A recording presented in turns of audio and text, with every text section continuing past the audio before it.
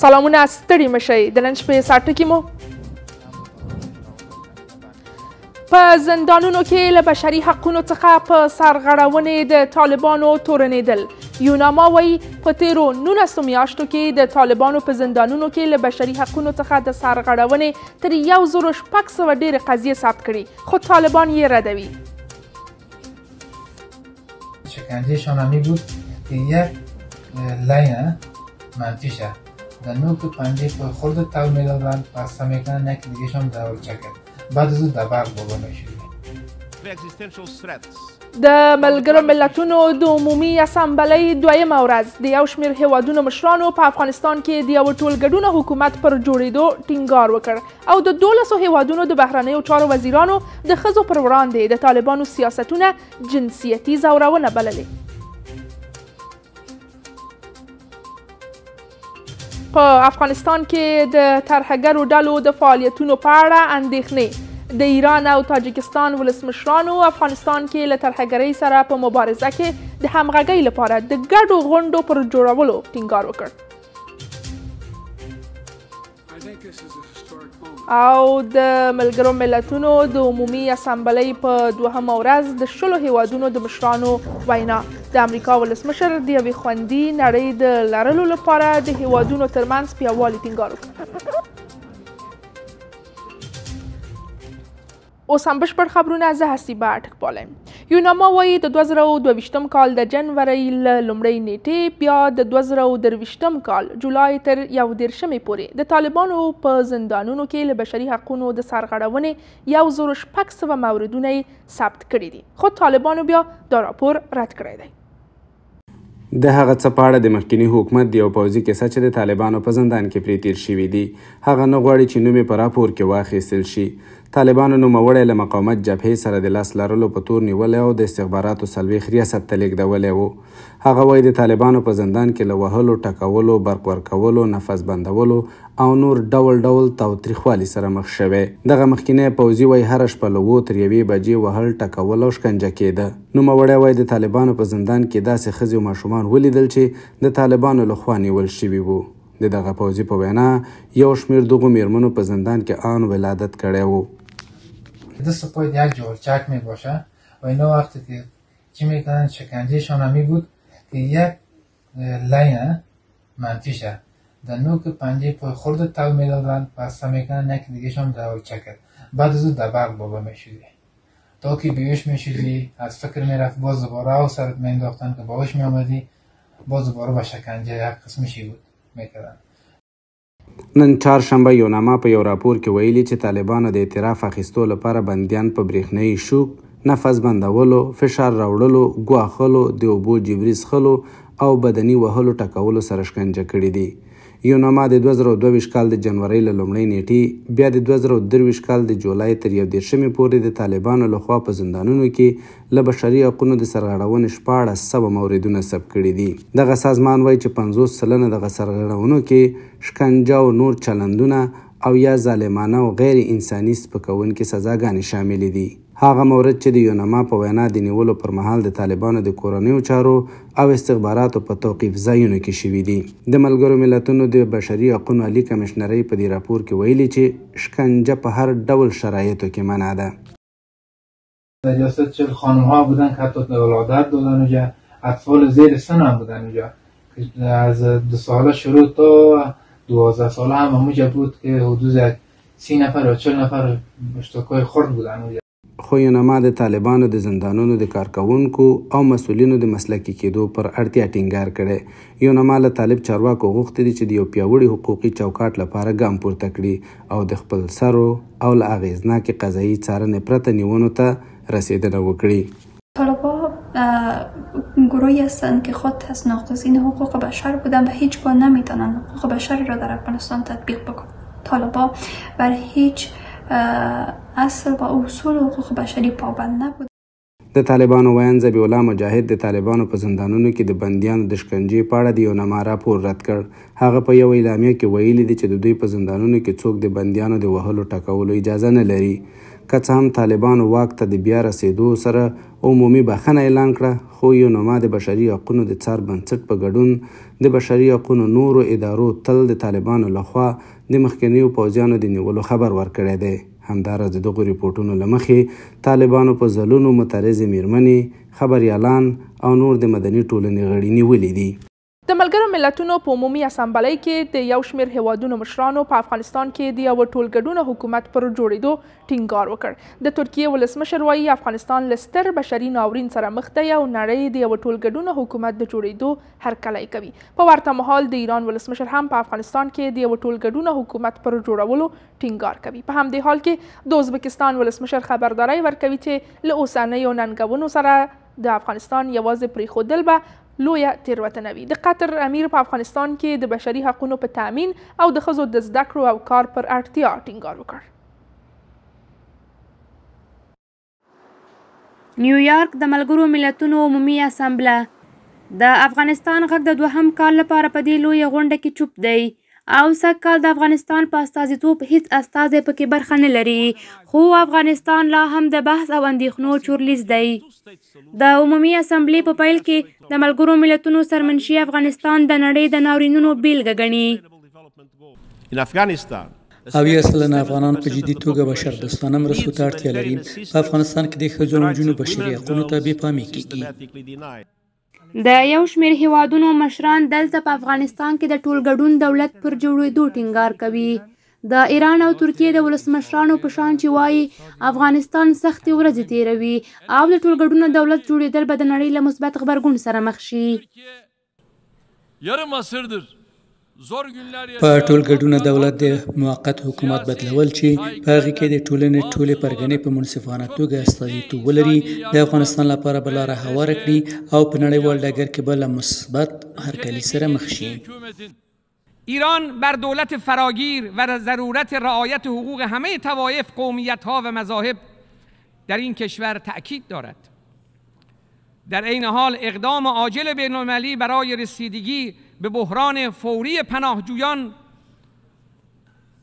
پناهجویانی که از کشور خارج شده اند به خصوص در ایران اسلامی ضروری است.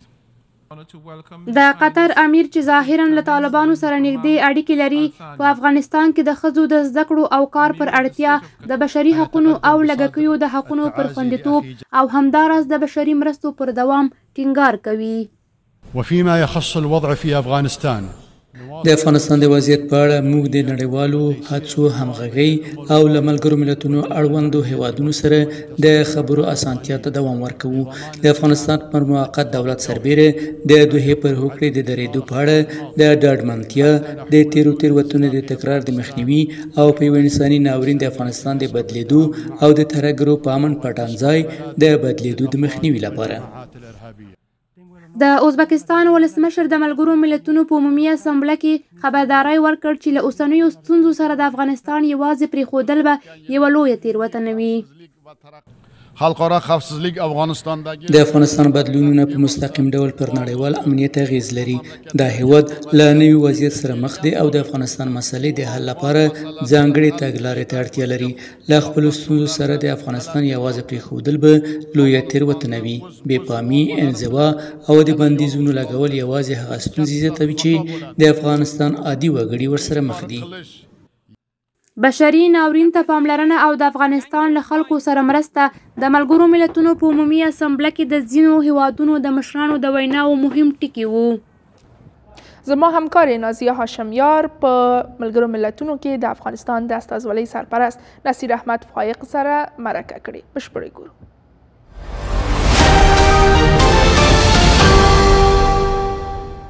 نصیر احمد فایق سرپرست نمایندگی افغانستان در ملل متحد را از مقر ملل متحد با خود داریم. آقای فایق سلام بر شما و خیلی خوش آمدین. تا به حال چه مسائل در مجمع عمومی ملل متحد و حاشیه های این نشست بحث شدن؟ بیشتر از شما بشنویم. بسم الله الرحمن الرحیم. با عرض سلام و درود خدمت شما و بینندگان محترم شما. جلسه مجمع عمومی 78مین اجلاس مجمع عمومی دیروز تاریخ 19 سپتامبر رسما آغاز شد و سران دول و کشورها و حکومات سخنرانی خود را دارن. هنوز جلسه ادامه داره. در این جلسه تعدادی از رؤسای جمهور در مورد افغانستان صحبت‌های داشتن که در بخش خبری شما تحت پوشش قرار گرفت. کشورهای همسایه و بیشتر نگرانی‌های خود را از وضعیت افغانستان ابراز داشتن و اهمیت کمک‌های بشردوستانه، ایجاد یک ساختار فراگیر و همشمول و رسیدگی به تخطی‌های حقوق بشر، وضعیت زنان و دختران. آقای فایق، دیده میشه که در این نشست کرسی افغانستان خالی است. چرا کرسی افغانستان در این نشست خالی است؟ فکر میکنم که این یک سوء تفاهم شده.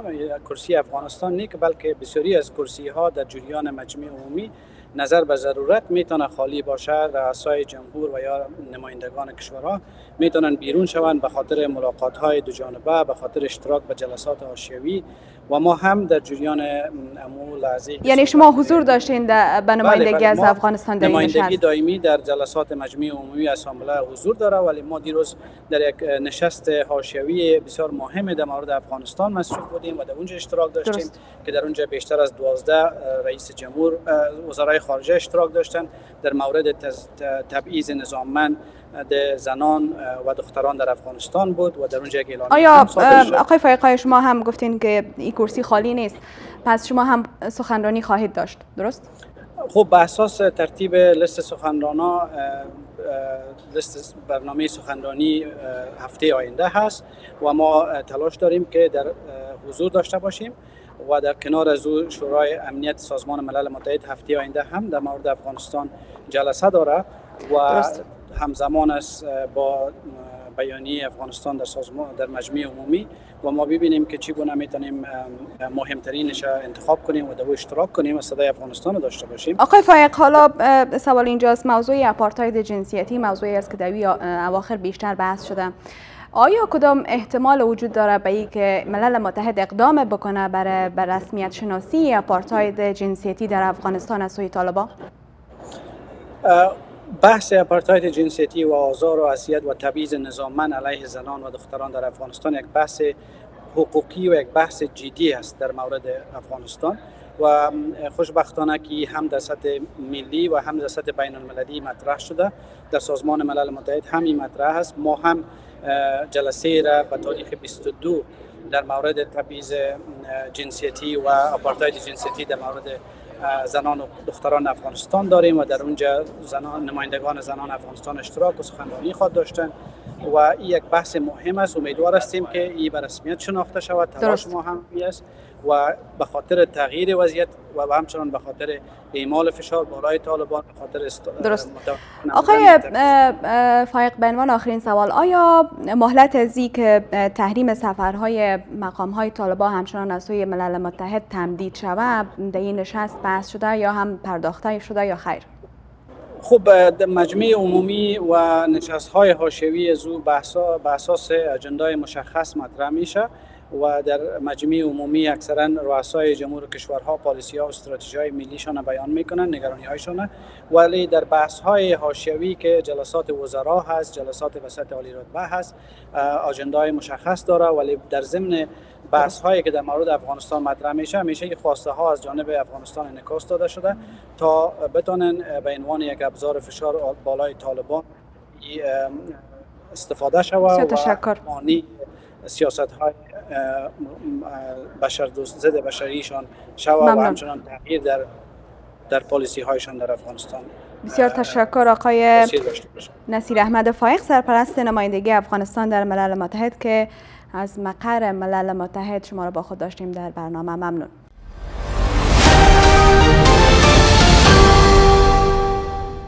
د ملګرو ملتونو په عمومي اسامبلۍ کې د یو شمېر هیوادونو مشرانو په افغانستان کې د یو ټولګډونه حکومت پر جوړېدو ټینګار وکړ.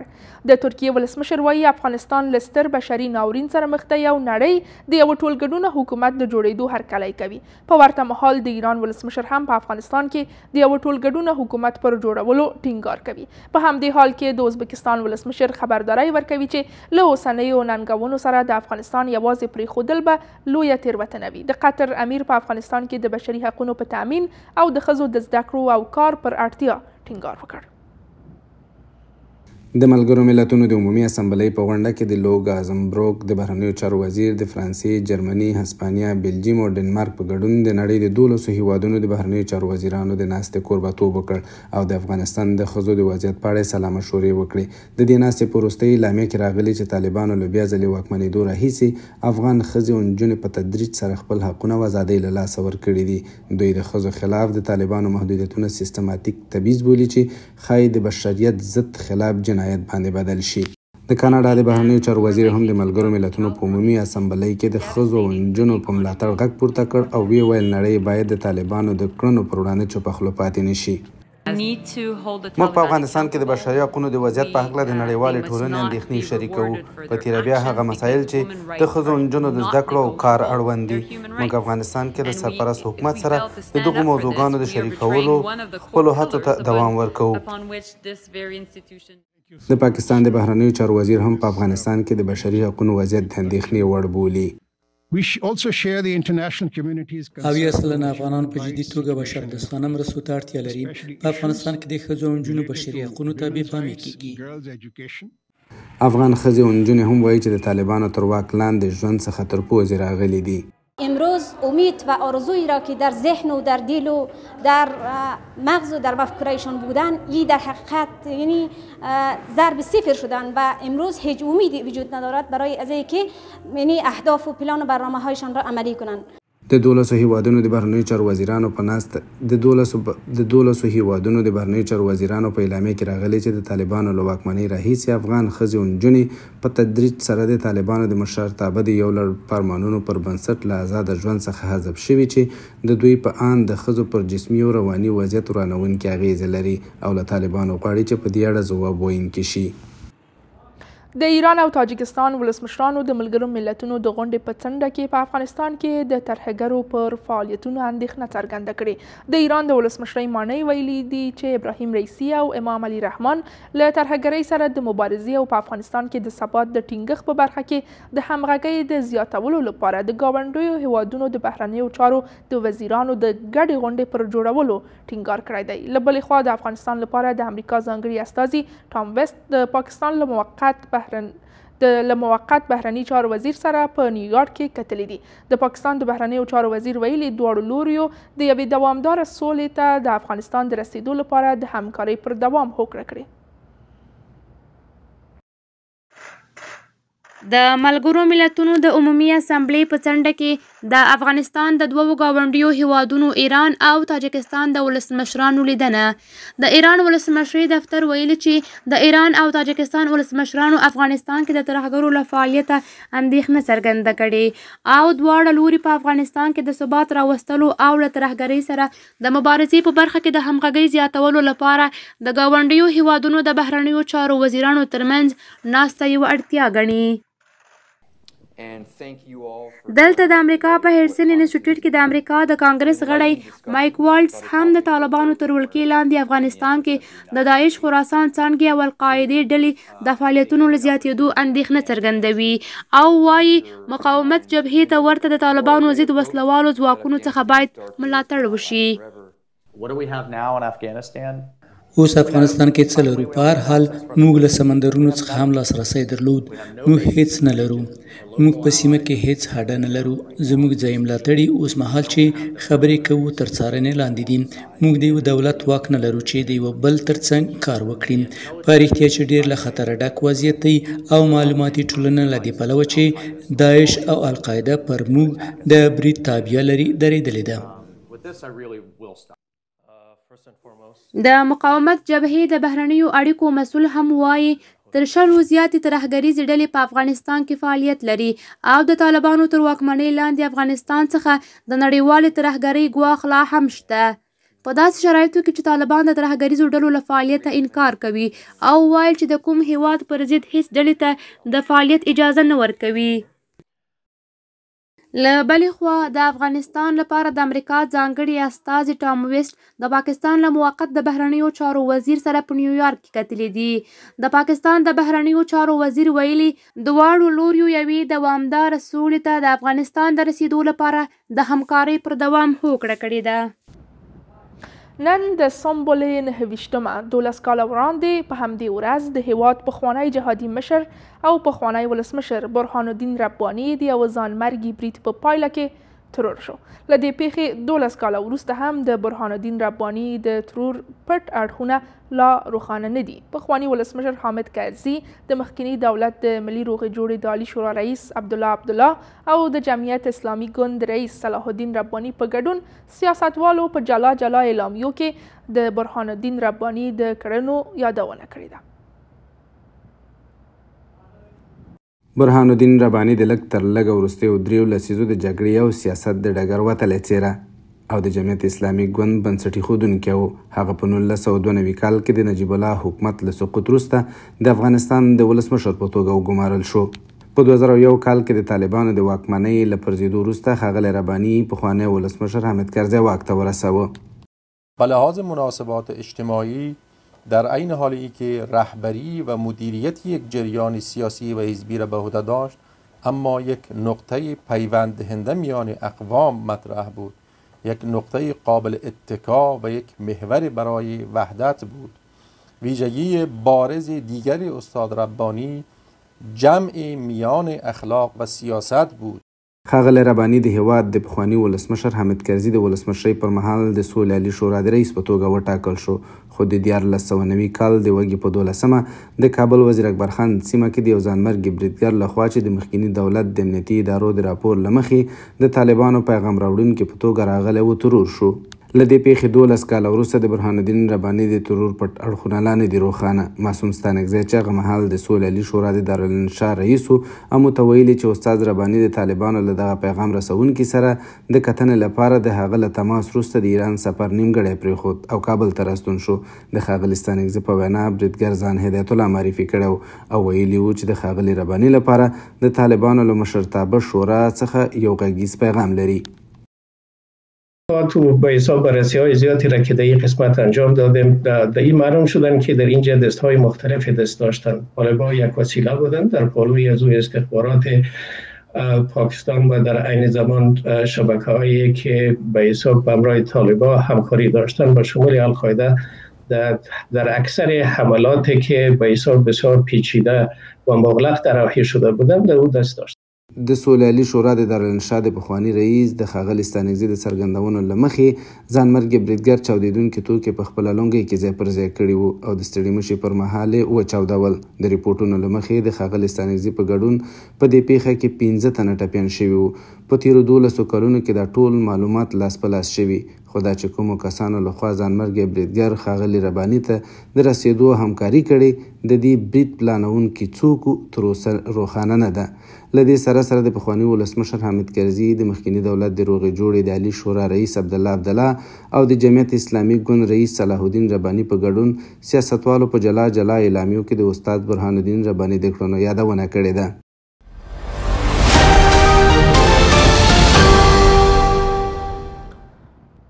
د تخار ولایت د بهارک ولسوالۍ اوسیدونکي د څښاک د پاکو اوبو له نشتوالي شکایت کوي. هلته ځایي خلکو ویلي پاکو اوبو ته د نه لاسرسي له امله له ډول ډول ناروغیو سره مخامخ شوي دي. بهارک د طالقانو له مرکز 14 کیلومتره لرې پرته ولسوالۍ ده چې ځایي خلک یې له ډېرې مودې راهیسې د پاکو اوبو د نشتوالي په اړه شکایتونه کوي.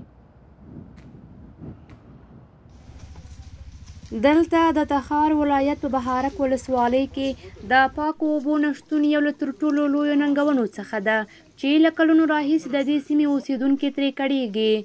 هغوی له ولاړو او د باران له اوبو څخه د څښاک لپاره ګټه اخلي. آبش کندیم در او بچه‌ام غلطی ده و آبشم بیخی خراب است، از خوردن انسان نیست، مگر ما مردم مجبور مکلف هستیم از استفاده میکنیم، مریضی مزی پیدا میشوه. وای هیچای د دې ستونزې د هوارۍ لپاره غږ نه دی اوریدلی. 3000 خانه است که از انمی آب کانال خرابی که از تخار شروان میاد، شما به شما شاید معلومات باشه که چقدر او خرابی است. از اینمی آب استفاده میکنه. اینمی آب است و اینمی حالت مردم. در گذشته هم بعضی مردم آمده، یک تعداد مردم در اینجا پرسان کرده، پرسپاس شده، اما هیچ نتیجه نداده. ما تا هنوز نمیفهمیم که مشکل در کجاست. د تخار ولایت د بهارک ولسوالۍ اوسیدونکي وایي چې د ناپاکو اوبو د څښلو له امله پر ګڼو ناروغیو اخته شوي دي. دیگه یا از خوردن نیستن، یا که از موجه از تخار هم بسیار بیاوی کثیف است و گلبریتان تشنابار مردم علاقه دگیستند. د بهارک ولسوالۍ ځایي چارواکي هم د خلکو ننګونې مني. خواهش ما از امارت اسلامی افغانستان امی است که به خاطر اینمی مردم مظلوم ولسوالی بارک ما یک شبکه اساسی معیاری ساخته شود تا این مردم ما از اینمی دچار مشکلات در امان شود. بهارک ولسوالۍ د طالقان ښار په 14 کیلومترۍ کې پرته ده چې زرګونه کورنۍ د دې ولسوالۍ په وروستۍ برخه کې پاکو اوبو ته لاسرسی نه لري. دا سیمه په تیرو 20 کلونو کې افغانستان کې د ښکېلو لوریو ترمنځ د جګړې لومړۍ کرښه وه. هغه لامل چې له امله یې تر اوسه د دې سیمې د خلکو ستونزو ته هیڅ ډول پاملرنه نه ده شوې.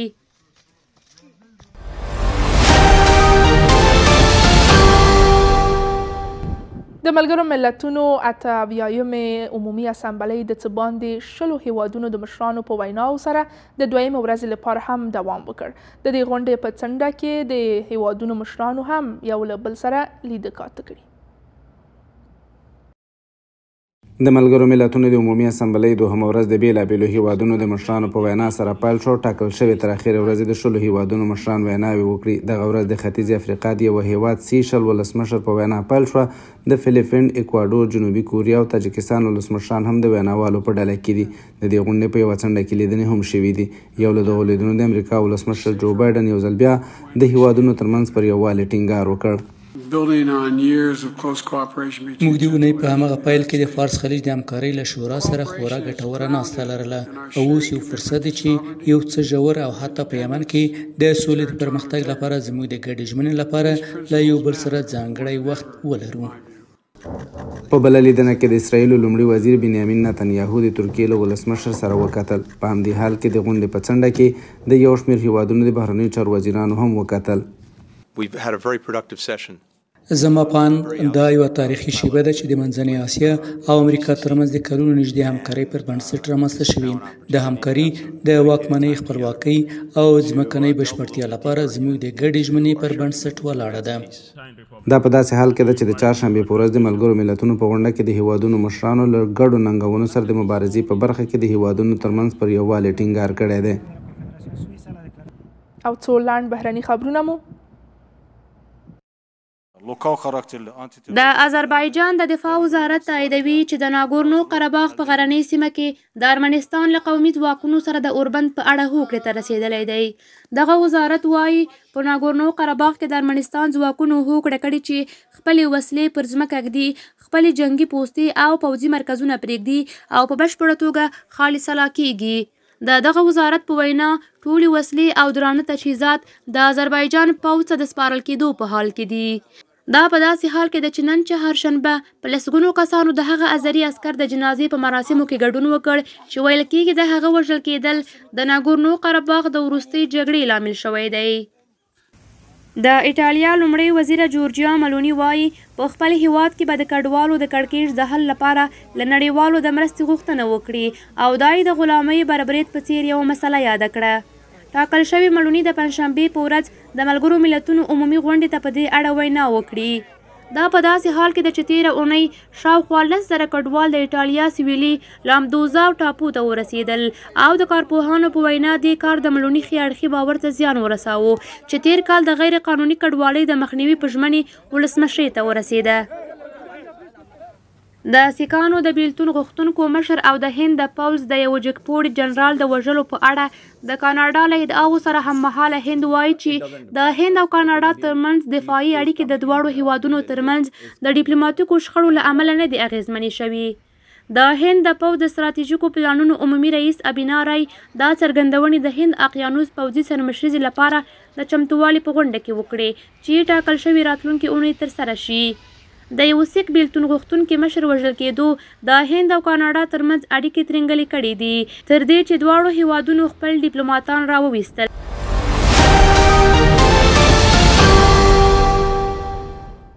څو لاند سپورتي خبرونه مو.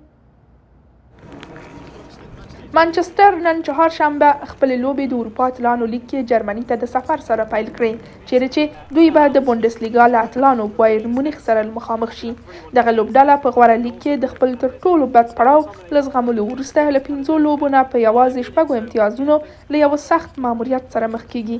مانچستر یونایټډ به د سه شنبې ورځې په لوبه کې د رونوان بیساکا د ټپي کېدو له امله له ګول ساتونکي پرته وي. وروسته له هغې چې د اسپانیا د فوټبال نړیوال فدراسیون اعلان وکړ چې په جوړښت کې به یې سمدستي او ژور بدلونونه رامنځته کړي، د دې هیواد ملي لوبډله چې د نړیوال جام ګټونکې هم ده د چهارشنبې ورځ په لومړیو کې په ملي لوبډلې د بندیز پای ته رسولو سره هوکړه وکړه. دغه پریکړه نن سهار شاوخوا 5 بجې د اولیوا ښار په یو هوټل کې د لوبغاړو د اسپانیا فوټبال فدراسیون مسؤلینو د ورزش د ملي شورا او د ښځینه لوبغاړو د اتحادیې په ګډون له 7 ساعته غونډې وروسته وشوه. لوبغاړو ویلي وو ترڅو چې په فدراسیون کې ډیر بدلونونه نه وي راغلي دوی به د اسپانیا استازیتوب ونه کړي. په ارجنټاین کې د ښوونځي زده کوونکو د 9000 راټولو شویو پلاستیکي بوتلونو څخه پر دیوال د نیولن مسي لوی انځور جوړ کړی. یو نوي دیوالي انځورګري چې لومړی نسخه یې تېره میاشت د ټولنیزو رسنیو په مجازي فضا کې خپره شوه له پلازمینې بونس آیرس څخه بهر د ګراند بورډ ګاون کې د یو ښوونځي یو دیوال پوښي.